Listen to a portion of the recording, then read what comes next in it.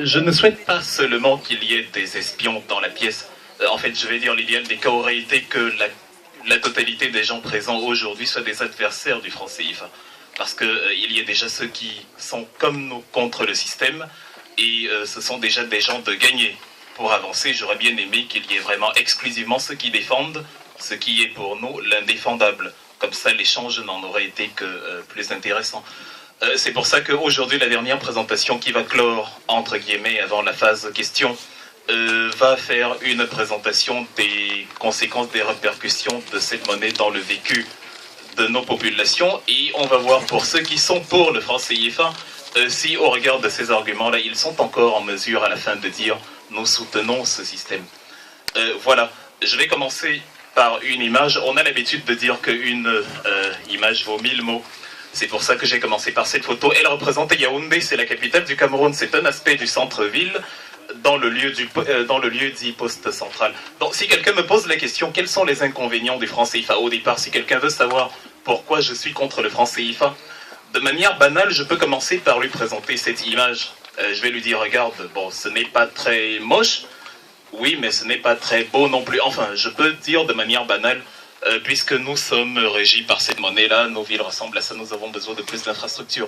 Il va me répondre, et a raison, que la monnaie n'est pas le seul instrument qui cause le sous-développement. C'est pour ça qu'au lieu de me limiter à cette photo, je vais revenir pour répondre à sa question aux principes qui ont été élaborés par le grand frère tout à l'heure, les 4 principes qui régissent le franc CFA. Ce sont de gros mots, mais on va essayer de les expliquer ici de manière détaillée pour qu'on comprenne de quoi il s'agit, parce que c'est le but de notre rencontre aujourd'hui. Il faut que, si ma grand-mère est présente dans cette pièce et qu'elle écoute l'exposé que nous faisons sur le franc CFA, il faut qu'en sortant de cette pièce, elle soit en mesure d'expliquer si elle est contre comme tout le monde, qu'elle n'est pas seulement contre parce qu'elle suit la vague, le mouvement de la foule, mais elle est contre parce qu'elle a compris les différents mécanismes.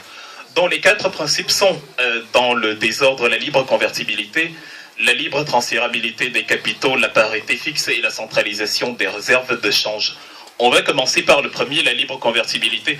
C'est un principe qui dit, en gros, que le franc CFA peut être converti librement, on va répéter, c'est un peu la tautologie, mais bon, librement en devises étrangères, notamment l'euro. Voilà, bon, déjà dans le principe, on se dit, s'il est converti, il doit être converti dans n'importe quelle devise. Mais bon, pour l'instant, on a la convertibilité avec l'euro, mais lorsqu'on se penche sur la réalité africaine au XXIe siècle, on se rend compte que depuis quelques années, la Chine est devenue le premier partenaire commercial de beaucoup de pays africains. La Chine possède aujourd'hui près de 2500 entreprises en Afrique. Elle investit seulement dans le domaine public près de 75 milliards de dollars dans le domaine des investissements, des infrastructures publiques qu'on voit un peu partout dans les pays africains, notamment ceux de la zone franc. Et dans l'absolu, la Chine est à près de 200 milliards de dollars d'investissement. Lors du sommet africain en 2014, quand le premier ministre chinois Li Keqiang était en Afrique, il a dit qu'il table dans les décennies à venir pour un investissement de 400 milliards de dollars. On remarque bien que ça s'approche même de la dette que l'Afrique, la prétendue dette que l'Afrique a avec l'extérieur. Le problème, voilà, on se demande alors la raison, le mythe qui veut que le franc CFA soit convertible librement en devises étrangères nous amène à une réalité cruelle qui nous fait constater que le franc CFA n'est convertible qu'en euros. C'est pour ça qu'au lieu de parler de libre convertibilité, moi je préfère parler de convertibilité exclusive. C'est une sorte de blocage où l'euro est le seul mécanisme du franc CFA. C'est-à-dire, même si on veut échanger avec la Chine, qui est notre premier, entre guillemets, partenaire commercial, au lieu qu'il y ait un transfert de devises, un transfert de change directement du franc CFA au yuan chinois, les francs CFA sont d'abord changés en euros. Et c'est à partir de la valeur de l'euro par rapport au yuan chinois que la valeur du franc CFA par rapport au yuan est fixée, ce qui n'est pas normal dans un pays qui se veut, dans un continent, dans une sous-région qui se veut indépendante, dans un système où on a un partenaire qui échange de plus en plus avec nous. Il est assez incongru d'avoir d'abord à passer par quelqu'un d'autre qui, en principe, n'a rien à voir dans nos transactions. Si j'achète quelque chose à quelqu'un, ça doit se passer entre nous deux. Il ne faut pas qu'il y ait un tiers, une sorte d'intermédiaire qui interfère malheureusement, c'est ce qui se passe. Et c'est la description, enfin c'est la réalité qui nous met face à ce fameux mythe de la libre convertibilité. Il n'y en a pas. C'est une convertibilité exclusive parce que, comme l'a dit le professeur Agboou, qui a été cité plusieurs fois ici, le franc CFA est une propriété exclusive de la France. Et le premier principe déjà nous le montre, on va les développer au fur et à mesure et voir qu'on y va encore plus loin. Le deuxième principe, c'est la libre transférabilité. Ça nous, voilà, c'est un autre gros mot, mais qu'on peut expliquer, parce qu'en même temps, il est simple, qui nous met face à une réalité. Enfin, le mythe, la théorie dit les investissements, enfin, les capitaux peuvent circuler librement dans la zone franc. C'est pour ça qu'on nous parle très souvent d'investisseurs étrangers qui viennent injecter de l'argent dans la zone franc et qui, voilà, développent l'Afrique, enfin, ou avec le costume de partenariat, œuvre pour les investissements en association avec les Africains du continent. Mais on se rend plutôt compte que dans la réalité, ce n'est pas ce qui se passe. On a plutôt l'impression que les investissements vont dans l'autre sens. On peut prendre au hasard les principaux groupes économiques occidentaux, que ce soit Nestlé, le géant suisse, le premier de l'agroalimentaire mondial. Aujourd'hui, c'est une entreprise historique, elle existe depuis 1866. Mais malgré la fortune, malgré la longue histoire, dans le cas d'un pays comme le Cameroun, Nestlé est allé. Il s'est avéré que voilà, Nestlé avait fait une sorte de jeu économique d'escroc, de jeu de gangster, où il a artificiellement baissé les prix de son lait parce qu'il avait fait de fausses indications et ça lui permettait de passer la douane sans les contrôles. Donc il bénéficiait non seulement de l'exonération, dont de la levée d'impôts, il a économisé près de 1,7 milliard par ce procédé, mais en plus, il s'est accaparé toute la clientèle du pays parce que son prix était plus bas que le lait de fabrication locale qui était fabriqué par un certain Pius Bisset qui a fini par perdre son boulot. Et donc, comme si cela ne suffisait pas, Nestlé n'utilise pas cet argent pour réinvestir dans l'économie du pays où il s'est installé. Ils sont rapatriés, ces fonds, presque dans leur quasi-totalité en Europe. Donc, la fameuse libre transférabilité qui est censée bénéficier à la zone franc, elle est plutôt traductible en le terme la fuite des capitaux. C'est juste un jeu de mots, c'est de la grammaire, c'est du vocabulaire.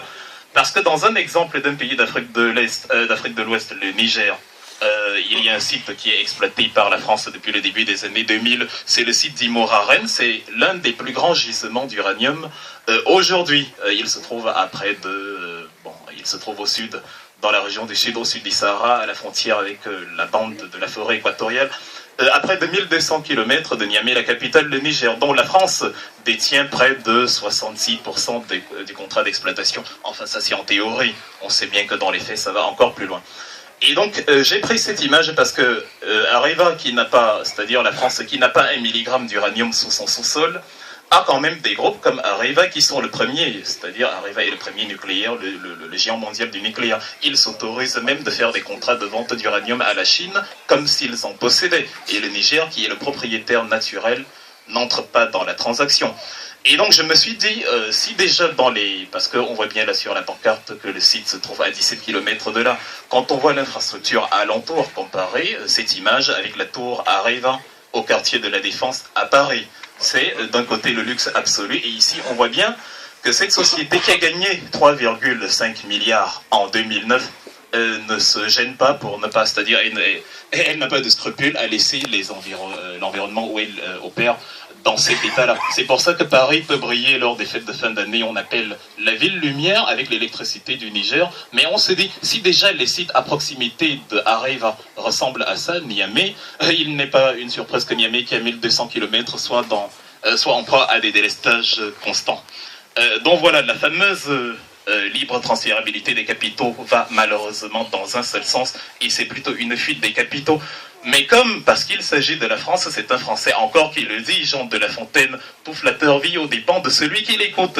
Et comme les Africains sont les premiers à écouter cette version de la messe là, ils tombent dans le piège du jeu de mots, ils parlent de libre transférabilité au lieu de fuite des capitaux. Sur le troisième principe, la parité fixe, on y va. La parité fixe, elle aussi est expliquée en bref tout à l'heure. Ça veut dire qu'aujourd'hui, 1 franc CFA égale à 0,015 €. Ça fait que 1 euro égale à 655,957 francs CFA. Si vous regardez par exemple Euronews dans la rubrique Economia, tous les jours à la fin du journal, on va dire le dollar chute à X € 5, le yen a chuté. En fait, on voit qu'avec les autres monnaies, il y a un changement, il y a une fluctuation.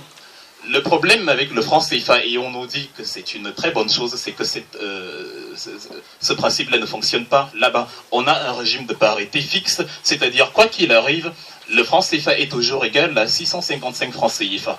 Ça veut dire que si l'économie africaine évolue en fonction de l'économie de l'Union européenne, si l'euro s'apprécie, c'est-à-dire si la valeur de l'euro augmente, la valeur du franc CFA aussi va augmenter par rapport aux autres devises. Et donc, le franc CFA n'obéit pas à la réalité de l'évolution économique des pays où il accourt. Il obéit à la réalité de l'évolution économique des pays situés à 5000 km de là. C'est une monnaie située à 5000 km de là qui détermine en fonction du fait qu'elle évolue ou qu'elle baisse sa valeur, la valeur de la monnaie franc CFA en Afrique. Et pourquoi on fait ça? C'est le principe de la fameuse stabilité quand on nous dit, parce que c'est ce que nos dirigeants répètent à tue-tête, le très panafricain et sankariste Macky Sall qui a été présenté tout à l'heure qui dit que c'est une monnaie stable, ça garantit la stabilité. Il y a Ali Bongo qui parle aussi d'assurance, on est toujours dans le jeu de mots, dans la grammaire. La fameuse stabilité, c'est-à-dire pour les Africains, ils considèrent que c'est une très bonne chose d'avoir une monnaie stable. Ça a l'air paradoxal, mais quand on se penche sur le système international, on se rend compte que c'est précisément le contraire qui permet à d'autres pays de se développer.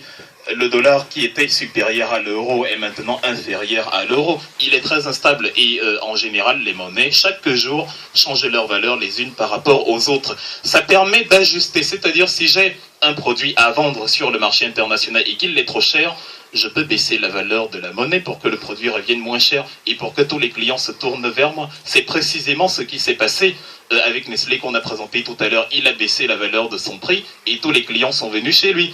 C'est la même chose qui s'est passé avec le Kenya qui avait refusé de signer les fameux APE, les accords de partenariat économique, parce qu'il voyait que ça ne l'avantageait pas. Et donc les produits kenyans, dont notamment le café ou les fleurs qui sont exportés en Europe du Nord, se sont vus augmenter sur le marché parce que voilà, on voulait forcer le Kenya à rentrer. Et on sait que quand on augmente le prix, vous n'êtes plus compétitif, donc vous perdez les clients. Et pour quelqu'un qui a cette entreprise-là de fleurs qui perd ses clients au Kenya, est obligé de licencier des gens. C'est comme ça qu'on crée le chômage de manière artificielle. Donc les Européens qui eux-mêmes savent très bien qu'avoir une monnaie forte est un handicap puisque vos produits ne sont pas compétitifs, la preuve, ils ont augmenté la valeur des produits kenyans, sont les mêmes qui viennent nous dire en Afrique centrale que c'est une très bonne chose d'avoir une monnaie forte. Ce n'est pas étonnant le fait qu'ils disent ça. Ce qui est étonnant, c'est que les Africains y croient et utilisent ça comme un argument positif alors que les faits montrent le contraire absolu de cette réalité-là. Et donc, l'un des éléments pour maintenir cette fameuse parité, c'est aussi, il faut que la valeur des biens présents à l'intérieur du pays soit égale approximativement à la valeur de la monnaie créée. Si on crée beaucoup d'argent, c'est-à-dire si on imprime les billets comme des papiers et qu'on destine ça dans tout le pays, il y aura certes beaucoup d'argent, mais il n'y aura pas grand-chose à acheter avec cet argent-là. C'est pour ça que la valeur de la monnaie va baisser. Si par exemple j'ai une igname, mais tout le monde a énormément d'argent pour acheter, le prix de l'igname va augmenter. C'est-à-dire donc au lieu qu'une igname vaut, à supposer qu'elle vaut 1 euro, donc 655 francs CFA, son prix va augmenter à 1000 francs CFA par exemple. Donc l'euro ne sera plus égal à 655, il sera égal à 1 euro, égal 1000 francs CFA. Or, les Européens s'arrangent à ce que la parité soit fixe. Bon, ils ne l'acceptent pas. Et pour que ça n'arrive pas, pour qu'il n'y ait pas beaucoup plus de monnaie que de richesse, il y a un système, il y a des consignes que les banques commerciales ont en Afrique, c'est-à-dire on leur interdit de prêter énormément à des gens qui veulent investir. C'est pour ça que dans nos pays en Afrique, ce n'est pas par manque d'argent qu'on ne se développe pas. La plupart de nos banques sont sur liquide, c'est-à-dire elles ont beaucoup d'argent, mais il n'y a personne, on ne prête pas assez. La consigne veut qu'on prête à 20% du PIB. Le PIB, c'est la richesse produite par un pays en une année. C'est-à-dire que si le PIB est de 100 milliards de dollars, on autorise à la banque que de prêter pour 20 millions de dollars. C'est paradoxal parce qu'en Europe, les crédits sont accordés, il y a plus de 100% du PIB. Aux États-Unis, ça va bien plus loin, on est à près de 300% du PIB. Mais en Afrique, on dit aux banques, ne faites pas de prêts pour maintenir la parité fixe, parce que si vous distillez les billets de francs CFA, la valeur va changer par rapport à l'euro. Donc il faut mesurer les prêts que vous octroyez. Ça fait donc qu'il y a beaucoup d'argent. On nous parle de monnaie stable, oui, mais cette monnaie stable, justement, ne permet pas d'investir. Parce que si la banque ne fait pas de prêt à quelqu'un qui veut investir, il n'y a pas de création de richesse. Donc il n'y a pas d'impôt payé à l'État. Il n'y a donc pas d'argent pour l'État pour financer le développement des infrastructures. De réaction en chaîne, quand l'État n'a pas de quoi investir pour l'amélioration des infrastructures ou que le peu d'argent qui est détourné, on aboutit à ce genre d'image, ce qui est arrivé au Cameroun en octobre, la catastrophe des Ika sur l'axe lourd qui relie les deux capitales Douala et Yaoundé, parce que voilà, nous sommes en 2016 et nous avons un matériau vétuste, un matériau ferroviaire vétuste hérité en grande partie des Allemands. En septembre 2016, les Allemands ont inauguré à Berlin la 4e génération de TGV, le ICE 4. Nous, on en est encore au train qu'ils utilisaient avant même les fameuses indépendances. Donc voilà.